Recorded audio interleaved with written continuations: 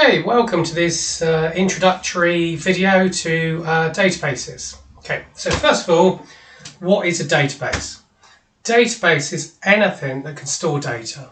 So the contact list in your phone is a database.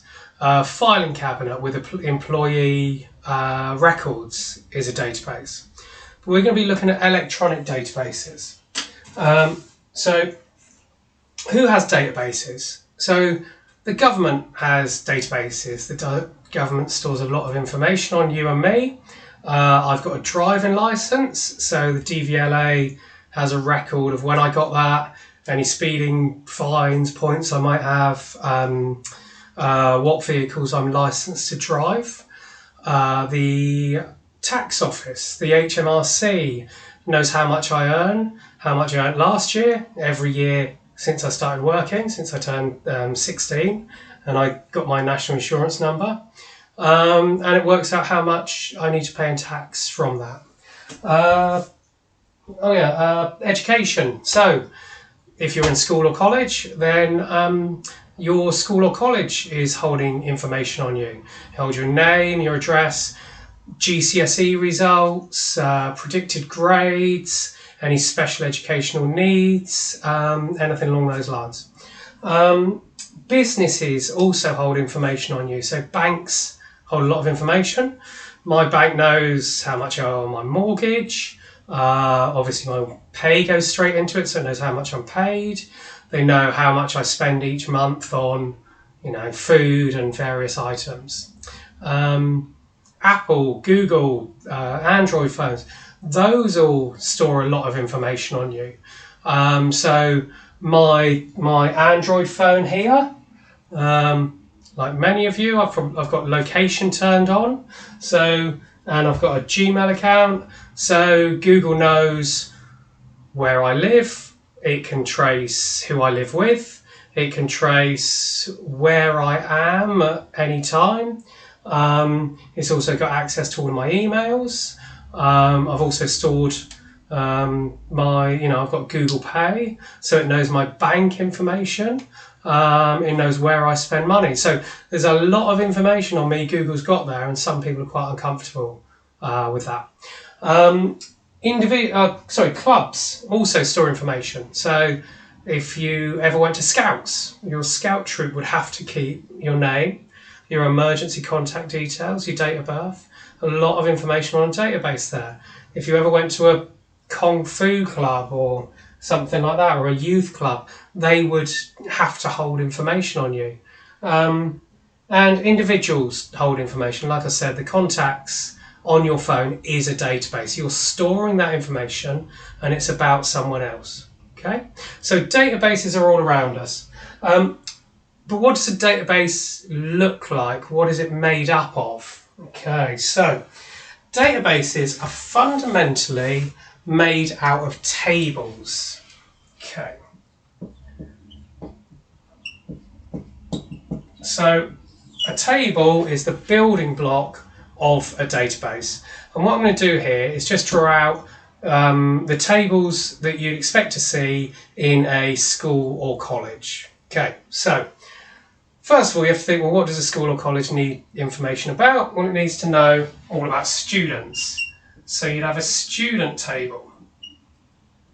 I have to be careful doing this. I often make spelling mistakes when I do this bit, and it makes me look like an idiot. So here we go. We've got a table called students. All right. And in that table, we're going to need to keep some information. We're going to need their first name.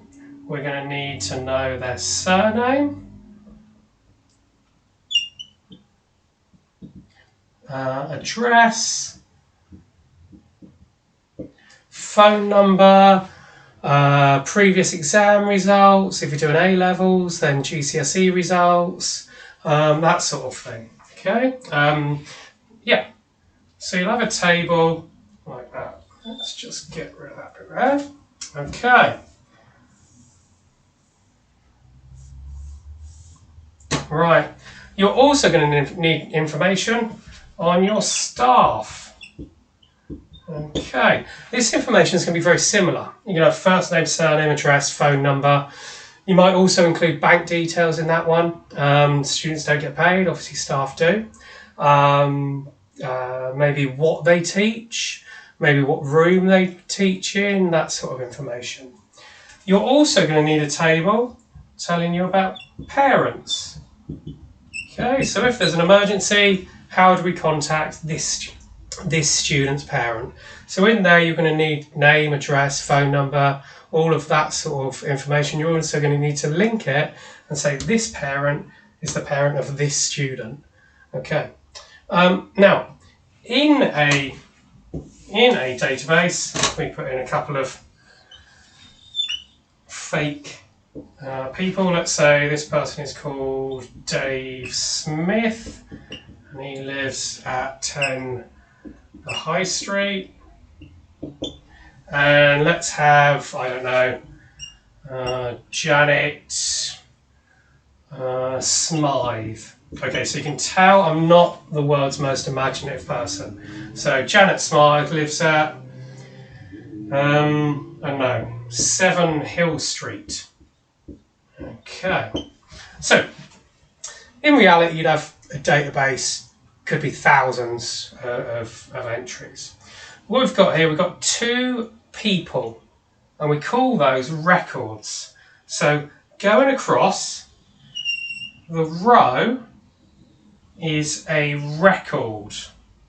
Okay, right, so that's a record. Dave Smith here, he's 1 record.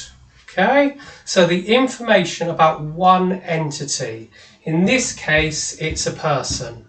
If I was doing a shop, so I'm doing Carphone Warehouse, on their products database, each record would be 1 mobile phone, 1 webcam, 1 Bluetooth speaker, whatever it was. Okay, so your record is 1 entity in your database, an individual entity. You've also got something called fields. This is a field. Right, sorry, you might see a bit of continuity error there. The phone rang, so I'm going to have to cut this together later. Right, so a field. Okay, so a field here, first name is a field. Okay, surname is a field. Address is a field. Okay, so this is all of the entries going down, so in the columns, right, so they're all the same information about different records. Okay, so you've got records, each entity, each thing you're storing information about, fields, each individual piece of information about every record. Okay? Okay, so that is your introduction to databases. The key things to remember with this is everyone has lots of databases that they're on.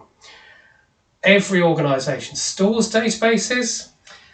Databases are made up of tables, and tables have tables have records and tables have fields. If you remember that, you've remembered the key elements of databases.